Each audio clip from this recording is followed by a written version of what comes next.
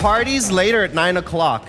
I think we got the wrong instructions here, but we are going to have some fun. It's time for the finals. You ready for the finals? Yes. Super. Okay. So, just so you know, we're changing things up a little bit from the semifinals. It's still a 2-minute pitch, but now a 5-minute Q&A with an even more fierce and intimidating jury. So this has been a warm-up, and for every person that's feeling good backstage, get nervous, because it's about to get real, because the money is real and the rewards are real. So with that, let's do a quick intro of our jury. I'm going to have them do a beauty pageant moment. I will say their name. They will stand up and give you a queen wave. And let's go with the fun that you represent and top trend that you're excited about moving forward. So if you were to invest in something or support something or back something, what would be the trend that you're like, this is it, this is the future? So first up, Jasper. Hi everyone. Glad to be here. Representing HV Capital, we're a German fund, manage about 2 billion in capital, do seed, Series A, Series B. Most notable companies, Zalando, Flixbus, you might heard we just bought the bus operator in the US. And personally, I focus on software and AI. Largest company is Verbit, that's an Israeli-based company. One company from Berlin, we just sold to Deal, Israeli company as well. So I like Israel. And the trend I like most is actually developer productivity, because if you look at computer scientists working every day, it's pretty tedious. It's very, very annoying work sometimes. And there's so much you can improve with AI, obviously, but also with simple tooling. So we're looking a lot at DevOps, those kind of things. Perfect. So Jasper, I'm being nice to you because you were first. You can clap for Jasper. But for the rest of you, just the fund and the trend and nothing else. All right? So here we go. Konstantin, fund that you represent and trend. I'll be quick, no worries. Yeah, Konstantin, great to be here. I'm with Atomico, based out of London. I think for the quick trend, I absolutely love any software companies which can enable small companies to run smoother and also compete with the big guys. So that's a trend I'm highly passionate about. Wonderful. Give it up for Konstantin. Yes. And Marie-Hélène? So, hello everyone. I'm Marie-Hélène from Speed Invest. And me personally, I'm focusing especially on industrial tech and climate tech. And that's also why I'm especially interested in everything about circular economy. So from ideally an industrial angle. Thank you. Excellent. Thank you. Let's give it up. Johannes is ready. Yeah, just the fund and just the trend, right? Yes. Okay, yeah. My name is Johannes. I'm happy to be here today. I'm from Early Bird UniX. UniX is a new deep tech and digital fund, seed fund of Early Bird. And my favorite trend is remanufacturing and reuse, second life of batteries. Fantastic. Thank you so much. That's Johannes. And finally, Katharina. Hi, I'm Katrina. I'm with Index Ventures. We're a global multi-stage fund based between London and San Francisco. My favorite trend is SME-focused businesses. We're, for example, a backer of Personio. I'm just very interested in broader software companies that deliver solutions for smaller and mid-sized companies. Excited to hear more. Fantastic. Thank you so much. Let's give it up. Okay. The audience award thing we're going to talk about after, right? Yeah. Perfect. Right now we're focusing on the finalists. So we have got 4 from each stream. We're going to start with the business stream. And first up, the wonderful Alex from Fimo Health. Let's give it up. Thanks. All right. Good afternoon, everybody. My name is Alex. I'm co-founder from Fimo Health. And we help people suffering from fatigue. Fatigue is a clinically relevant, massive form of exhaustion, meaning that small activities, like taking a shower, playing with your kids, or going for a walk, can be so exhausting for patients that they're not able to do anything for hours or sometimes even days. But why is this relevant? Or is it relevant? I would say yes. Because we see that 90% of the MS and cancer patients suffer from fatigue, but also other chronic conditions such as long COVID, rheuma, diabetes, or Alzheimer's can lead to fatigue. Just in Germany, we have 4 million people affected, and within the European Union, it's 30 million people. And the economical impact of it is also huge. This number is just for Germany. We are building the following solution. We are using various vital and environment parameters by the help of wearables and the smartphone, which are affecting the fatigue. In addition to that, we are working with scientifically proven tests and questionnaires that help us to quantify and measure the fatigue, but also other symptoms. In addition to that, within the app, we have integrated a course that is helping the patients to cope with their fatigue so that the level of fatigue is decreasing and the quality of life is increasing. We have conducted clinical trials that show the efficacy of our solution, and we are like the only medical device for long COVID in Europe right now. How do we do money out of that? We are working with some major health insurance providers in Germany or right now in the negotiations regarding our long COVID and cancer solution. In addition to that, our app for MS will be launched as a so-called DIGA by next year so that it can be reimbursed by all German health insurance providers. In addition to that, we are also going for a B2B solution regarding white label and SDK and have some first pilot partners there.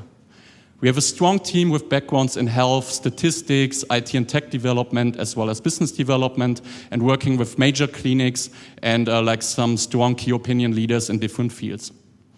We are right now in our first funding round, looking for 1.1 million, having 500K already secured and looking for further investors. So if you want to help us building the major symptom management tool for chronic conditions, please come to us and help us by that. Thank you very much. Well done, well done, well done. All right, Jasper? Yeah, my first... Do I have to raise my hands too? Yes. Okay. You're good. Sorry. My first question would be go-to-market. I understood you have many ideas with an SDK, but also through the clinics. What's the one go-to-market where you expect the most traction at the beginning? Yeah, the biggest traction we will have by these partnerships with the health insurance providers, because we already know that they also are willing to help us to reach the patients, especially in this long COVID topic, because they see that it has such a huge impact for them. But we believe in the medium to long term that then this SDK and white label solution will be more beneficial for us, for further revenues. Thank you. Got it. My first question would probably be a bit more on the product side. So you mentioned to actually offer the solutions to help people with their problem, initially you have to understand where it's coming from. So is that mainly driven by passive data, like from their smartwatch, or do they also have to enter actively every single day how they feel? Yeah, we are collecting passively, many of the vital and environment parameters, such as pulse, heart rate variability, stress, but also temperature, light, or noise. In addition to that, we have some scientifically proven tests and questionnaires. Some of them is a level from 1 to 10, how exhausted are you? But others are some cognitive tests where you need to connect symbols with digits and these kind of things. But patients only need to enter 2 minutes per day some data within the app actively, because we have figured out in clinical trials that this is the amount of time where it's helpful for the patients. And what are the kind of KPIs you want to focus on afterwards to actually see that your product is helping the people that you're treating?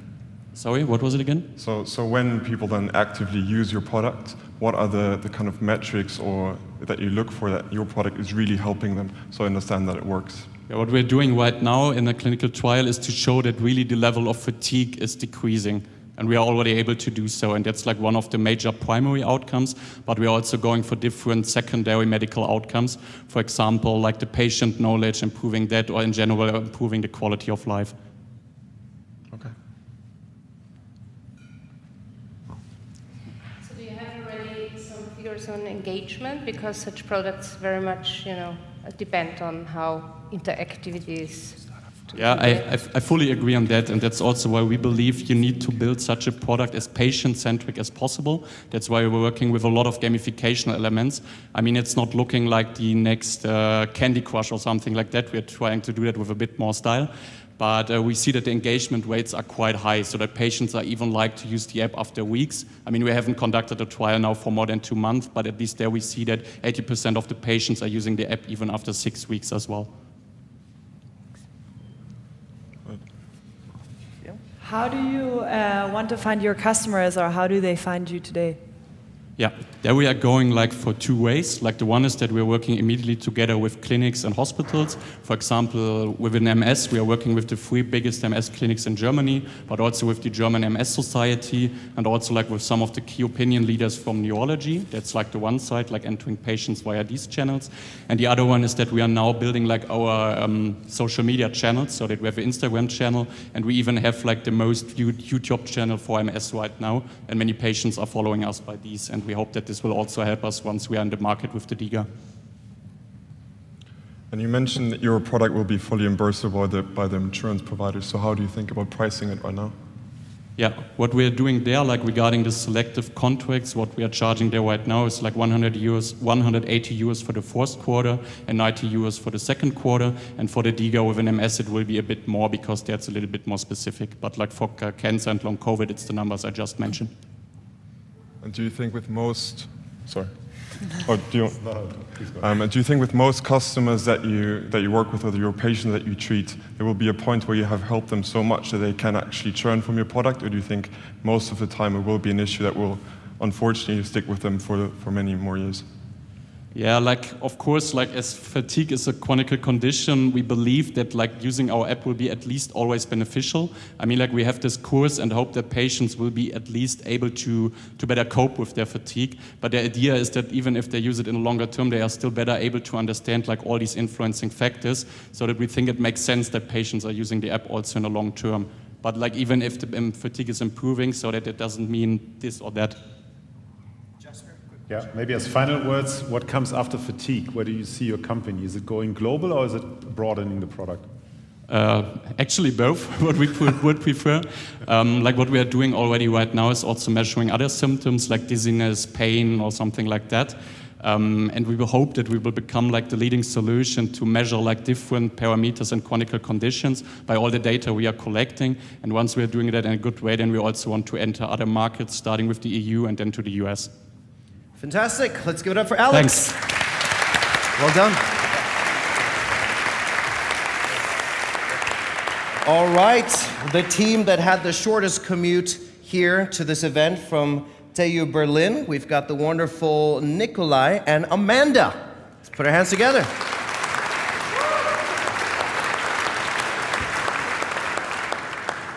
Hi, I'm Amanda, CEO of Codary. This is my co-founder Nikolai, and we founded Codary. Before I get started, I would like to ask you guys one question. Who of you knows how to code? Please raise your hand. Wow, you guys are well educated. The problem is, only 15% of kids in Europe have basic programming skills, even though coding is one of the most important job skills. With Codary, we are teaching the next generations the skills they need to succeed in the 21st century. How do we do that? By teaching kids how to code with a mobile app, a web learning platform, and live classes taught via video chat. Our business model is based on a subscription model. The live class package comes at 71 euros per month. With a CLV of 852 euros, we're looking at an extremely promising market of 8 billion euros and strong unit economics. Our live classes have a net operating profit of over 50%. So far, we have exceeded all expectations. 750 kids in paid live classes, over 100K in revenue, and 4.5 stars on Trustpilot. Kids and parents love us. And we have an amazing course completion rate of 80%. We have strong partners, and we've been collecting awards left and right, and we're keen to add another one tonight. We have also been mentioned in the press nationally and internationally. But who are we? We are the experts rebuilding the educational system. Amanda, Antonia, and I. We have just raised over 800K in our pre-seed round, and we're planning to add another 5 million by summer next year to achieve our goals. We start our seed round beginning January next year, so sign up to be on our wait list, and let's change the future together. Amazing. Thank you very much. Well done. Awesome.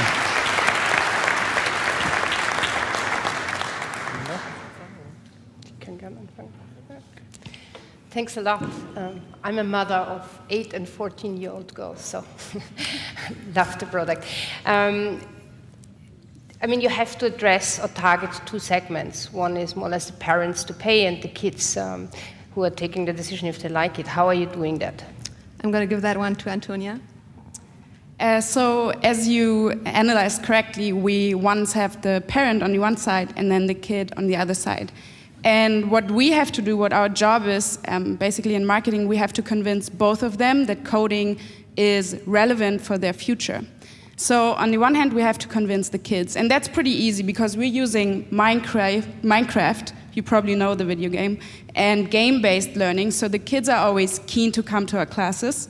But then we also have to convince the parents. And this is why we address them by giving them the facts and stats that coding is so important. It's one of the top 10 most relevant job skills in 2025. So we have to educate the kids now so they're ready for the job market in 5 years, right? So we're addressing both of them, kids and parents. And what we've seen so far is that they both love us. Thank you. Yeah, thank you very much. I also like your idea very much. I would like to know how you are linked to schools. So what we're doing is we're addressing the B2C market and the after-school market, as schools in general are a hard area to go into as a startup. So what we are focusing always is that kids are learning something in our classes, but they're also having fun. And our mission is to basically create coding as a hobby, so that kids do that after school in their free time, similar to learning piano or similar to going to soccer practice. And do you have different solutions? I mean, you mentioned that you are looking for kids between 7 and 16. You know, couldn't be the same game for the 7-year-old kid and the 16-year-old kid. Yeah, so how do you address? That's a great question. I mean, if you look in school, like not every kid is learning everything on the same age. You have grades, and we have something different, something similar. Like we have a couple of tracks. So the older ones, they might be learning Python, and the younger ones are learning a block-based programming language. And the pretty young ones who can barely read, they maybe even start with a little robot who can just follow lines. So they learn like the basic concepts of loops and conditionals without typing anything into a keyboard. It's really just fitting the right concepts and materials to this right age group. So, I mean, those games such as Roblox and Minecraft, they live a lot also from playing together and competing. Do you have some competitive element and also some virality built in? Yeah, that's a great question. So you've seen our course completion rate, which is 80%, which is not like similar if you look at the course completion rates of MOOCs, like massive online open courses. I think that's one of the reasons why we are so successful, is that we have cohorts that go through the course together. So before the course, no one of the kids know each other, and they tend to stay after the classes because they have fun together, they enjoy learning together, which is probably like the most important ingredient of the whole learning process. So yeah, there's some competition, but there's a lot of learning and helping each other. Do people usually only take one course, or do you also see repeat behavior in them coming back, and roughly what percentage do you see coming back? Yeah, so we started out with just like classes that were 12 weeks long, right? So we were developing our classes and concepts, but now we switched to a subscription model. We developed so much content. I think we have like over 18 months of different courses and classes right now. The kids are usually booking like their first class and like trying to get into it. We have like free testing sessions where they can just try out how they like it to learn online in groups and together. And then they usually tend to stay around 3 to 6 months. So they're switching like the courses. We have like an app development course, but we also have like the Minecraft Python course, and they're getting into it with Minecraft Python, but then they see our app development course and switching to that one after 3 months, going into this one, and after that changing another one and learning like the different aspects we have in our whole course curriculum. have another question. Oh, sorry. You can also go. Just a quick one. What's the main differentiator against others? I haven't gotten that so far. 10-second response. Okay, that's really quick. Okay, basically our secret sauce is that we are cohort-based and fun because we have self-learning apps and we have classes, but we combine it with our tech-enabled platform. Fantastic. Let's give them a hand. Thank you, thank you, thank you. All right. We've talked about apps. We're now talked about education. We're going to move into public sector. Very excited about SCI, which is brought by SURU together. And we've got a man who's already up here on stage. So give it up for Niccolò. Hello, everyone. Hi, I'm Niccolò Pescetelli, co-founder of SCI, a revolutionary audio platform for civic governance. Public participation is broken. A typical London council spends 2.3 million euros on average per year on public participation. But engagement is low and non-deliberative. In the UK alone, the market size for public participation is 1.2 billion euros. So using our expertise in collective intelligence, we have built SCI, the only audio-first, citizen-to-citizen community engagement platform that can scale up deliberation to thousands of people simultaneously. Now, picture a city official, let's call her Maria, who needs to consult on housing. With SCI, Maria asks citizens to propose ideas that solve this issue. In small audio chats, citizens discuss their ideas using their voices. Our proprietary algorithm takes care of everything else, so that even conversations with thousands of people feel social and always result in a consensus decision. And now Maria can use this decision to develop policy. Our team has delivered participatory events since 2020, generating revenue from customers like the NGO Protection International. But SCI can be used by any organization. For example, the pharmaceutical company Merck will use SCI with their junior managers.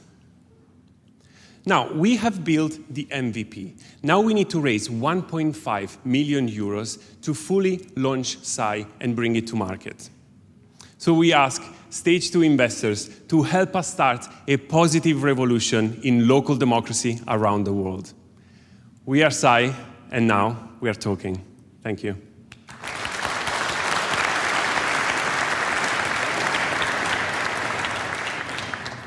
All right. Let's talk product first. What exactly does the product do when I have these interactions? So what's the tech part of the product? Maybe let's start with that. Yeah. So we developed an algorithm that solves the problem of scalability in conversations. This morning I was at the cloakroom and somebody was saying that the venue was expecting 400 people. Now, with current technology, it's impossible to have a conversation with 400 people. Imagine a Zoom call, it would be total chaos. Now, the algorithm solves that problem and breaks down the conversation in parallel discussions. And in small conversations, small groups, people are shown to be more sort of listening to each other, go deeper into topics. And by doing this over and over, now we can funnel ideas until one is left and the decision is made. Maybe very practical. So we all start talking at the same time, and then it puts us in breakout rooms, or what? Yeah, what exactly. Happens? Like breakout rooms, Yeah, where like you. So from the user perspective, it's always like a conversation with like few people, where there are like few ideas being deliberated on, and that basically allows for people to go deeper, but also to be exposed to a level of disagreement and conflict and new ideas that is manageable instead of like.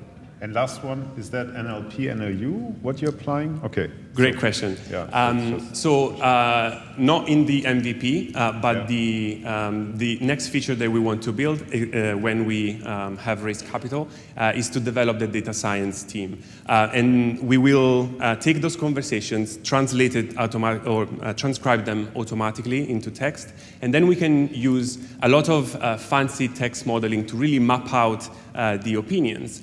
But also, the second thing is that we will have the votes on people on those ideas. And so we will be able to predict from just the conversation which ideas are more successfully to get to the end.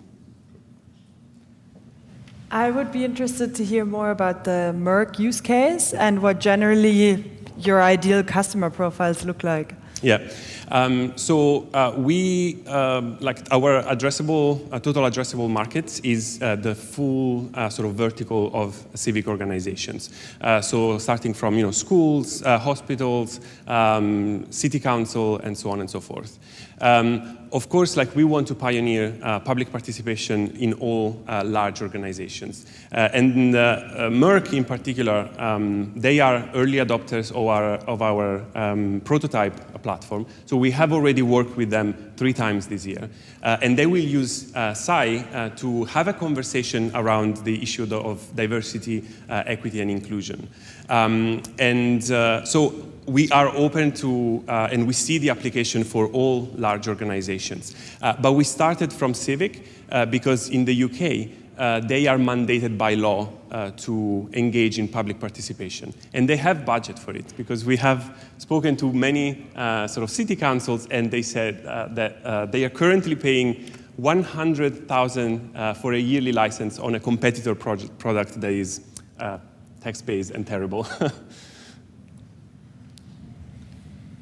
Please. Could you elaborate on a first application where you used your software, for example, to make a vote or decision process better, quicker, or also cheaper? So the prototype product is also around sort of collective decision making, but it was text-based. So it was basically like people were conversating like using chats, and had this like functionality of voting ideas. Merck asked for something that is like voice-based, because that lowers the barriers for many users that don't want to scroll through a lot of text, especially when you have large crowds. And do you have to, I mean, if you go into different, sorry, thank you.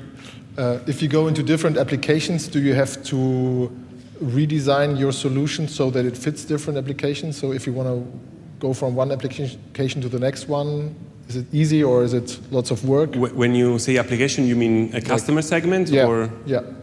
No, it's the same. Like, of course, there can be sort of tweaks that you can add, but in general, it's a very versatile platform. So selling to the public sector is something tough and very long. How do you tackle that? Yeah. One of the reasons that we target the public sector is not just that we have spoken to them and they have budget, is that actually my co-founder, Georgie, she has been trained by the NHS Leadership Academy, and she works in the public sector, so she knows how it works. And we got to stop there. Excellent. Thank you so much. Well done. All right.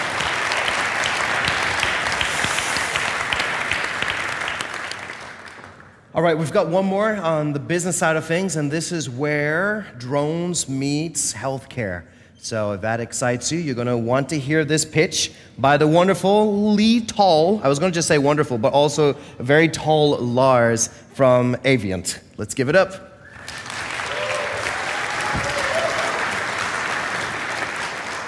Hello, everybody. My name is Lars Erik, and I'm the CEO of Aviant. At Aviant, we do autonomous drone transportation between hospitals. We currently have 4 customers. The first one is a hospital in Norway. We fly between Røros and Trondheim, a distance of 120 kilometers. We finished the first flight in February. This marked the longest autonomous drone flight ever conducted in Scandinavia. It got us on the front page of MIT, where we met and started the company. The problem is that hospitals currently can only analyze the simplest biological samples locally. The rest has to be transported to centralized test facilities. This is slow, it happens infrequent, and it's very costly. The COVID pandemic has shed a light on this, and is one of the biggest bottlenecks to diagnose a patient right now. So the solution that hospitals are looking into are drones. They're faster, they're green, they're autonomous, but most importantly, they can be deployed on demand when you need them. This need has been confirmed by 2 of our customers in Sweden, who pay us 25,000 euros a month for the service. If we sum together all of 4 commercial contracts, this equals 1 million in annual recurring revenue. We will win this market because we have a highly talented team. The company was founded at MIT. We have experience from Palantir, Lockheed Martin, among others. The market is very big, with $331 million in estimated value. And this is my favorite slide. Here you can see the drone, and it takes off like a normal drone, and then it flies like a plane. It gives a range of 150 kilometers, but the flexibility to take off and land from a parking lot or from a rooftop.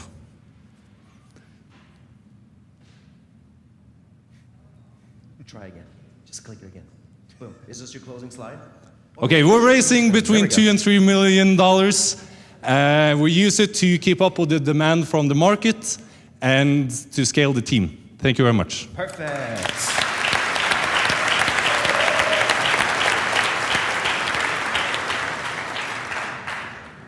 Who's starting? Yeah. Oh, sorry. Yeah, awesome. Thanks so much for the presentation. Very cool product you're developing. I think it would be super interesting to hear a bit more about the main challenges you think you are facing going forward. Will it be more the regulatory side that you're actually able to fly? Is it more generating demand from the hospitals or getting the drone to work? So what do you see? So in the beginning, it was regulatory challenges. We spent 6 months getting approval from the EU to fly, but now we're approved to fly in all countries in the EU, in Sweden, in Norway, in Germany. But this took 6 months of very hard work. I think going forward, it's all about choosing the right projects. We've been approached by 10 different companies: the Norwegian Postal Service, Wilhelmsen Shipping, Bayer Pharmaceuticals. They all want to try drone delivery, but mostly, I mean, some of them do it because it's cool. We want to do like the things that actually scale and when they have a real need for it. So I think focus and choosing the right projects is very, very important. So what I haven't really understood is the drone is also developed by you, or Yes. is it okay? And then also the whole process on more or less doing the delivery is also something that you are selling. Where do you feel you can, long-term earn the money? So we're a complete service company. So we don't want to make the drone. We do it because we have to. We started building the drone because we didn't have money when we were students. And then we bought the best drone we could find on the market. And this was 1 year ago. But it didn't solve the problems that we had. And we couldn't find a drone that did. So then we had to buy a drone and modify it to fit our needs. And we find this is the best solution. But our focus is not on building drones. It's about having the customer, like providing the service. That's the #1 focus. Sorry, Kati, please go first. I'm curious because I read quite a bit about Zipline, which are operating in Rwanda, right? I'm curious how you differentiate against them. It's a very good question. And Zipline, they're valued at $2 billion, so they're a very good company. But they do delivery of blood. So the whole blood, emergency blood, is handled by Zipline. They don't do biological samples. And we are mainly interested, they are interested in the African market and now trying to go into the US. We go for the European market. But we go more on the biological samples to transportation, the logistics between hospitals in the western part of the world. So it's a big difference in the use case. Yep. So if I understand you correct, you want to be the operator of the drones, and your first use case is hospitals. How does it scale, and do you also look for other use cases? So first of all, the drones, they pay us one contract, for example, in the region of Trondheim. It's worth about 2 million euros just to operate in that whole region. So for scaling-wise, you don't need to look very far to have a very good margin. Scalability-wise, it's all autonomous. The drone flies by itself. We only have a backseat driver that can interact if something happens, but one driver can have tens of drones in the air at the same time.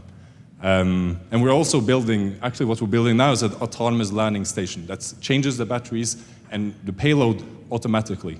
And the hospitals, they want to have this integrated into their systems. And then from you send the sample until it's into the hospital, the whole process is seamless. And for us, it's the best part because our infrastructure is in the hospital. They will never change us out.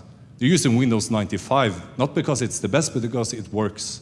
So I think this is a key part of our business model, is to be the first mover in these markets. You mentioned you did the first flight earlier this year. So how many flights have you completed so far? So we've flown 5,306 kilometers. So that equals about 20 times between London and Paris.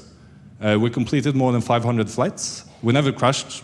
Once we tried to benchmark the drone and fly at a double capacity, the motor stopped working, but it can just take off with the 4 top propellers and safely land. So you have a redundant system. So seems like quite capex intensive. What can you say the pricing model or how the business model with your customers look like? So we deliver it as a service. So they pay us 25,000 euros a month to operate one line, and then we are responsible for taking it from point A to point B. So it's a service model. And it's the current model they're actually using right now. So the hospitals are familiar with the model and they like this kind of model. And then we have contracts ranging for very long periods of time. Super. Thank you so much. Well done. Great questions. And well done, Lars. Thank you. This way.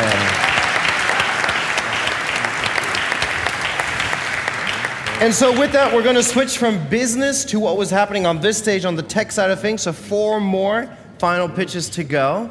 And let's start with Binartis Genomics. We've got Oscar here. Give it up for Oscar. Hello. So I'm Oscar. I'm the founder of Binartis Genomics.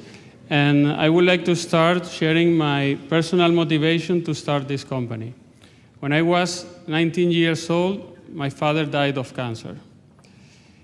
His cancer was detected in a late stage, so nothing could be done to save him.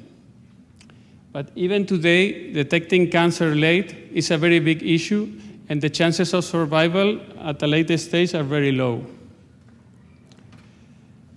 The solution we propose is a genetic test that can be taken from a saliva sample, and it can determine the predisposition of a person to suffer a particular disease, such as cancer or cardiovascular disease, so that we can act before the disease happens, or at least detect the disease in an early stage.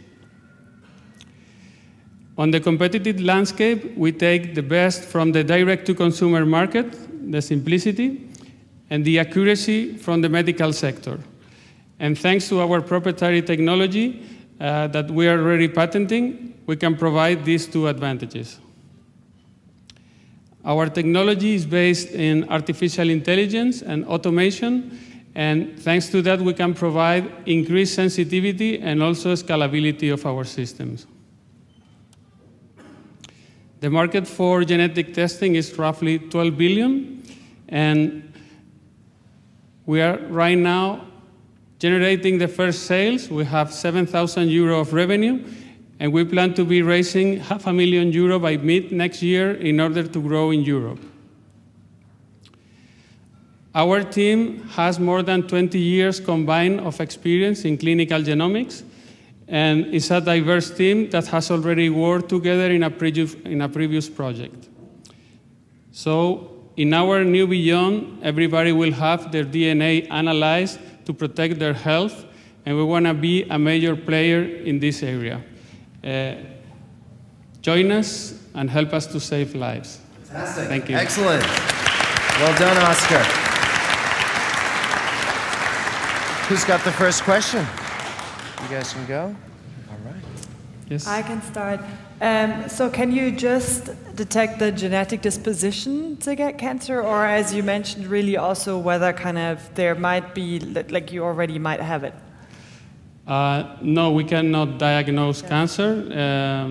Actually, what we detect is the hereditary load that you have on your DNA that you got from your parents. Yeah. So the exposition, it cannot be detected unless you have a biopsy. And what percentage of cancer cases are roughly hereditary? Depends on the cancer, but I will say between 15 to 20%. Thanks. Yes, please. You had one slide on your B2B and B2C activities. Could you elaborate a little bit more, because you jumped very fast over this slide?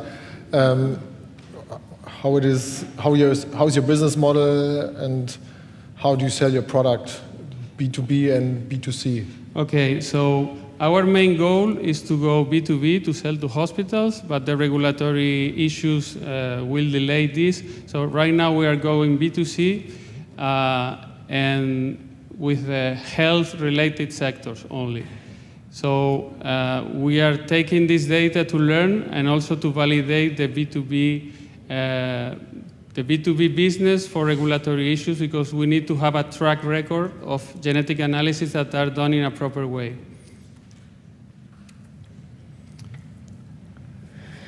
So you are also more or less interpreting the data, and I can assume if I get that and I have a high likability to get cancer, how do you accompany the customers once they get such a result if you sell B2C? Okay, that's a very good question. When selling B2C, it's much more delicate.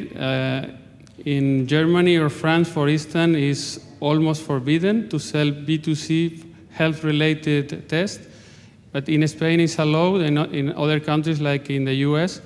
And to accompany the customer when they get the results, we have like 2 levels. If we detect serious mutations, so that a professional, a doctor needs to take action, you generate a report to put the customer into the sanitary system. And if it's only a lighter risk, like changing habits, like depending on the type of cancer or the disease, having an ecography from time to time, or more often than regular population, or changing your diet, or stop smoking is also clear. But, yeah. What do your unit economics look like today? So how much does it cost you to acquire a customer? What is the price, and what do you have to pay for labs? Okay, so I think I have this slide in the support slides.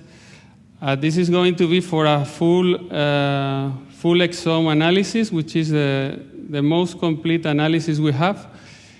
So for the lab, for this type of analysis, that's 100% of the DNA. This is what we recommend for health-related issues, is what is being done at the medical sector. This is our unit economics. For customer acquisition, we have still a low level of sales, so I wouldn't say, but our estimate is going to be like from 50 to 150 euro. Yeah, you mentioned that your product is more simple than the competitive products. Could you give more details on that? Yeah, it's more simple than the products on the medical sector, which is just a medical report that only doctors understand. And we take the simplicity from the direct-to-consumer, which is more recreational genetics. It's very easy to understand, but the quality of the result is not as good. So just to finish this question, we are the only ones that are providing recommendation to customers. So I think it makes it easier. Super. Let's give it up. Well done. Good job. Thank you. That way, gentlemen. You can keep the mic. All right. Next up, we have got Ben from mlxar. Once he grabs a mic. Has he got a mic and a clicker? Boom. Let's give it up for Ben. Thank you. My name is Ben James. I'm the founder of mlxar. Architecture design is a manual, inefficient, and ineffective process. This is a problem when designing one house, But it's a huge problem when designing an entire city, level, or world, which is exactly what happens in video game design. So our startup is creating a tool to generate virtual 3D architecture models, and these models will be used in the gaming industry. Because the problem with the gaming industry is that it is so time-consuming to build such models, and the prototypes we've already developed are 50 times faster than the nearest competitor. The issue is that it's not just this main character that consumers and game developers care about. It's all of this other stuff in the background, and in most games, that's architecture. Take Grand Theft Auto 5, where it took 5 years and cost $265 million to build this city. And this is why the market is already larger than all of the other entertainment industries combined, at $159.3 billion today, expected to nearly double to $300 billion by 2025. And the fundamental problem here is that content demand is forecast to exponentially outpace content creation capacity because digital asset creation is still an almost entirely manual process. This is where we offer a solution. Our mission is to build a new breed of digital architecture tools that introduce trustworthy AI into the design process. The prototypes that we've already developed use things like image references and design constraints, and they've been tested by game developers who have used them to generate entire virtual worlds, including these seen here. We're the only tool which is both highly creative and highly efficient, and we're capable of this because of our underlying AI technology innovation, which is not present in any competitors. Aside from my financial background, I'm also trained as an architect. Our CTO and co-founder is an AI expert, and our founding team is supported by advisors who have experience in bringing deep tech solutions to market. Thank you. Well done. Good job.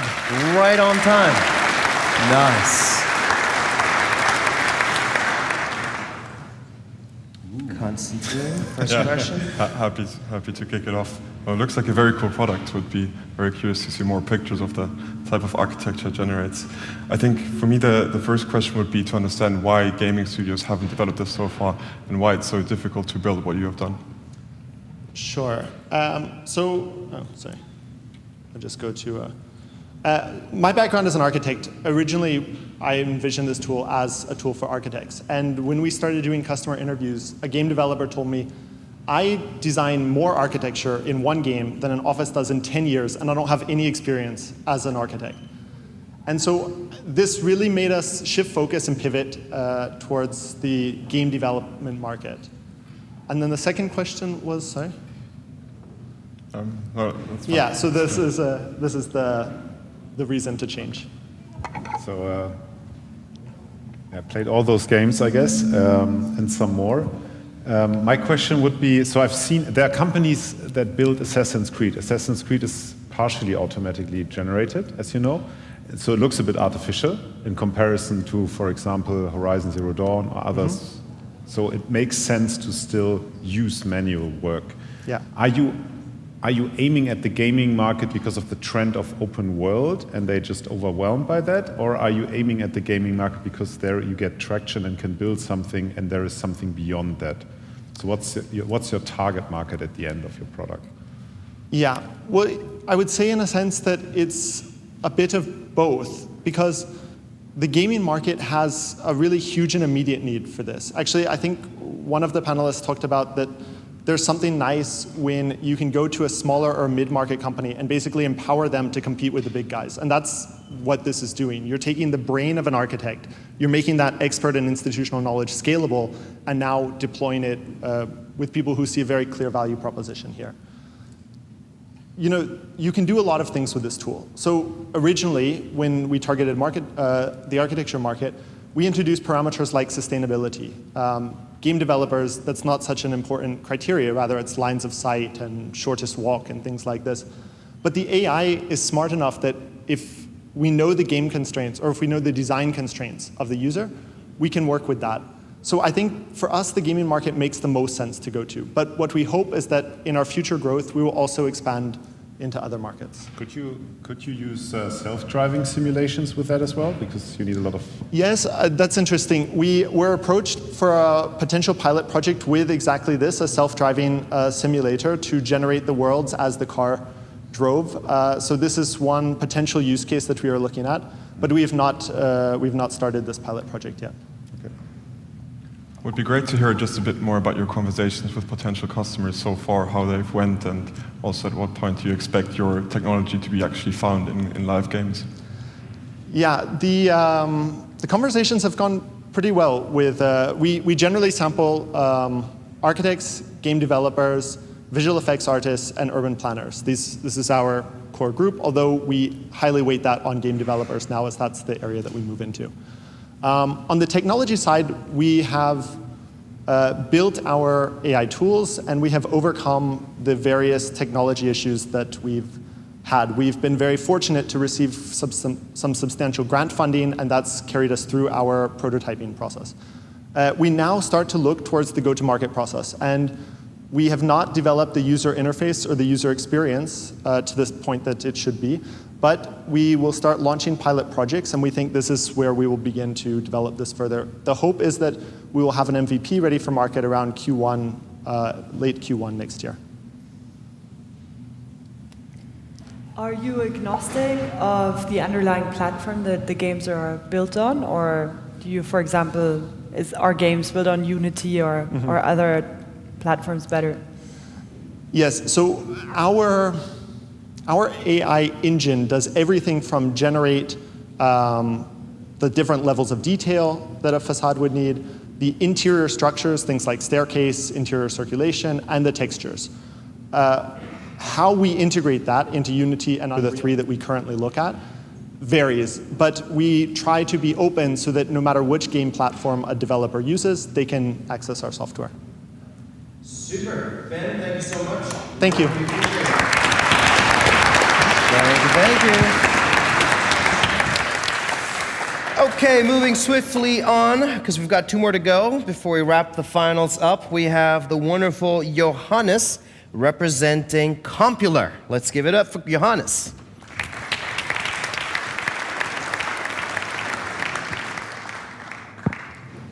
It's hard to imagine, but this is actually how engineers used to create new products, with drawing boards and pen and paper. And now, nobody in the right mind would use anything but CAD tools to do this.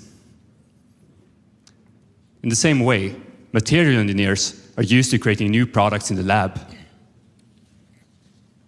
Until now, we are Compular, and we bring material development into the digital era. With Compular, we put the lab in the computer and optimize new materials using our novel AI. We enable developers to simulate hundreds of chemical compositions, and our technology is patent pending and stems from many years of research at Chalmers University. The benefits for our customers are less time to reach optimal compositions, less R&D costs, and creation of materials that might not even be possible by using other methods. Our initial market segment is the fast-growing battery industry, where we enable a green energy transition, and we also have many other markets that we can expand into. We aim to be an integral part of our customers' R&D process, bringing maximum benefits with a SaaS business model. We have conducted several pilot projects with leading battery developers, and the feedback has been so great that we're moving into paid beta projects with them and are ready to launch our product in 2022. We have a competent and balanced team with driven business developers with competencies ranging from sales, design, and finance, and leading technical developers with PhDs in engineering and physics and a renowned battery researcher as an advisor. Soon, we think that material developers won't remember the time where they didn't use simulations as part of their R&D process. And if you want to be part of this journey, please reach out to us at hello@compular.com to learn more about investment opportunities. Thank you.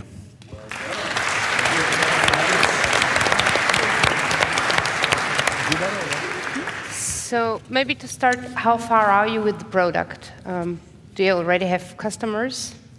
Yes, we do already have customers. We have the whole backend done, all the algorithms, everything that's patent pending. We're currently working with implementing a user interface and making it basically packaging as a product to reach not only the sophisticated users, but also the experimentalists that aren't used to working with computational chemistry and physics. Could you elaborate a little bit on the result of the pilot products? I mean, what's the main advantage for your pilot customers?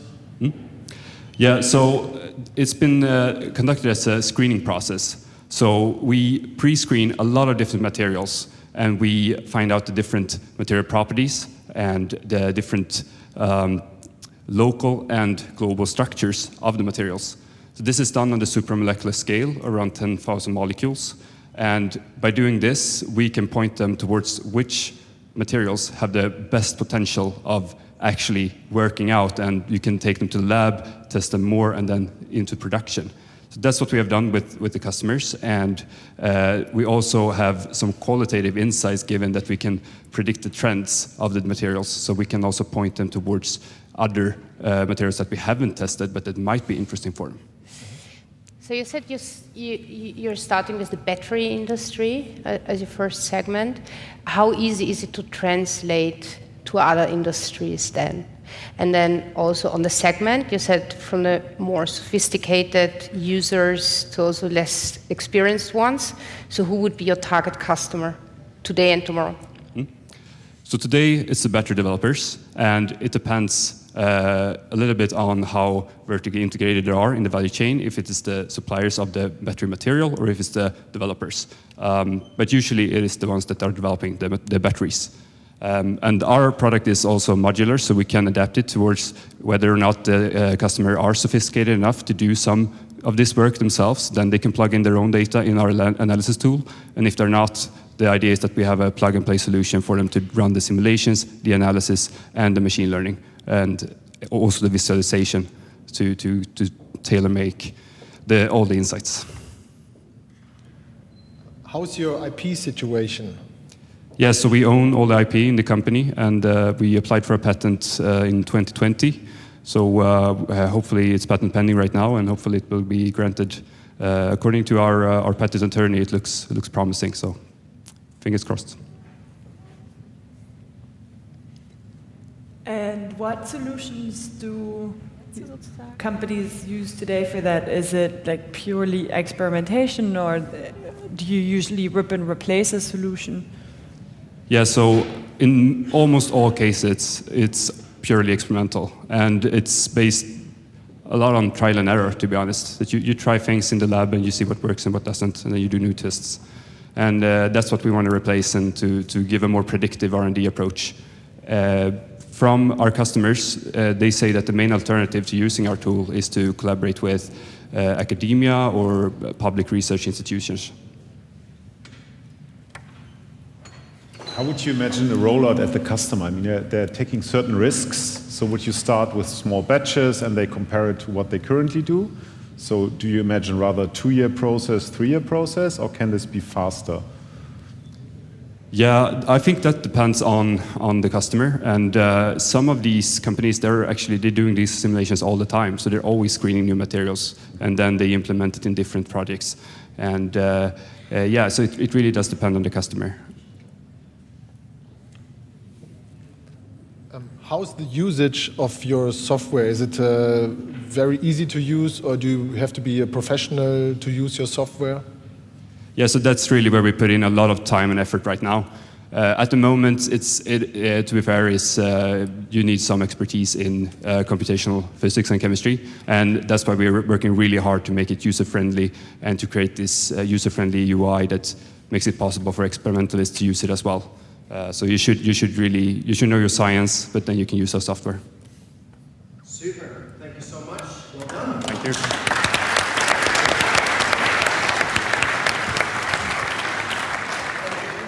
We have got one more from the world of biotechnology. Please give a warm welcome to Paula from NanoPyl.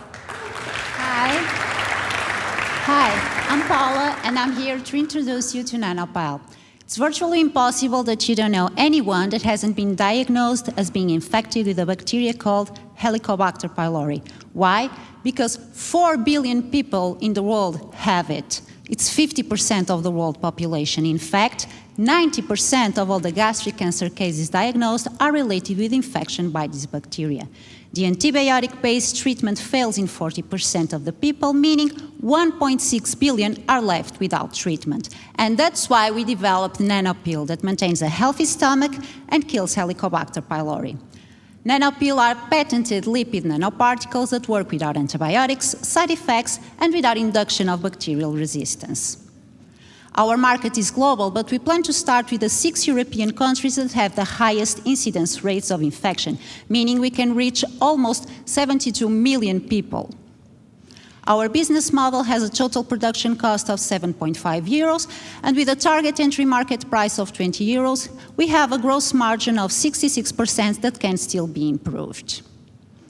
Regarding competitive landscape, we have on one side probiotics. They do not treat infection, they only ameliorate symptoms, while NanoPyl treats infection, and antibiotics that fail and have severe adverse side effects, which does not occur with our solution. We finished the product development, and we are ready to undergo GMP scale-up, pilot clinical trials, and have our market entry by late 2022 in Portugal, followed by Spain, and then start expanding to other European markets. NanoPyl stems from scientific research, and we are also backed up by key opinion leaders in the field. What we need a total investment close to 800 million euros, diluted over 5 years. So we hope that you want to join us and invest in NanoPyl, because NanoPyl, healthy gut, happy life. Thank you so much.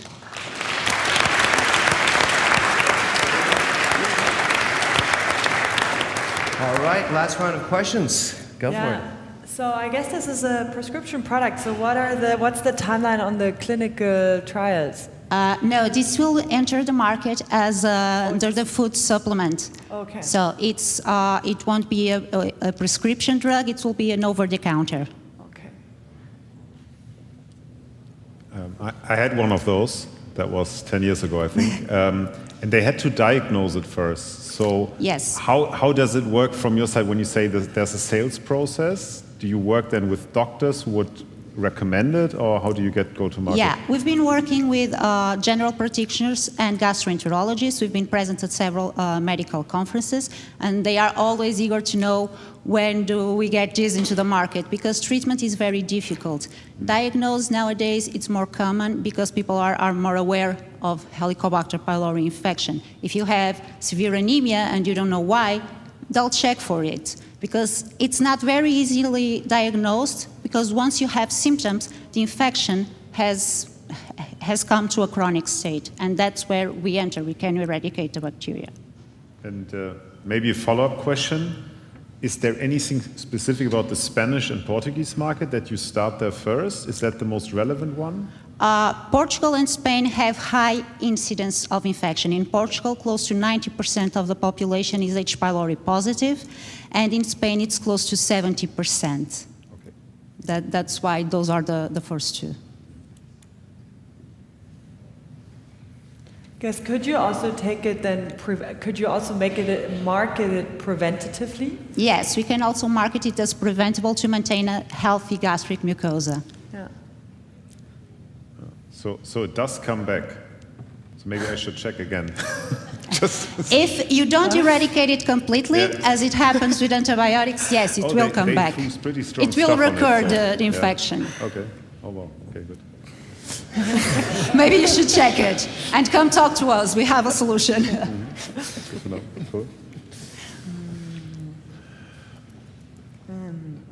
Tough one. Okay. So do you want to produce it on your own, or would it be a licensing model? At first, we'll start like having it produced under GMP conditions by outsourcing. And in the end, we can either license it to a big player in the field, or we can do an initial public offering as an exit strategy. But at first, it will be it will subcontract a company that will do this in GMP, and we've already established that connection as well. And then the distribution part, the go-to-market part, how are you going to reach your target segment? Yes, we've contacted some for the online sales that would be on our site, that we would have the website and the sales, then we'll have to have someone dedicated to the sales as a salesperson. And regarding the in-store in-store sales. We contacted Celeiro and other players in the field in Portugal if they were willing to accept to have our product selling at their stores. And they're open to discuss that with us. What would you see as an ideal exit strategy in the long term? So an exit strategy? Yeah. I think licensing to a big player in the field would be a fair option, if well negotiated, of course. Touching again on this food supplement issue, I watch German news at 8 o'clock in the evening. I'm pretty old, as you can see, so that's still normal. You always have these advertisements of food supplements before that. Could you do TV ads for this one? Yes, as a food supplement, you can do TV ads. You can arrange for influencers on Instagram to advertise your product, yes. Okay, good. That's something you can do as a... Pretty scary, so. Okay.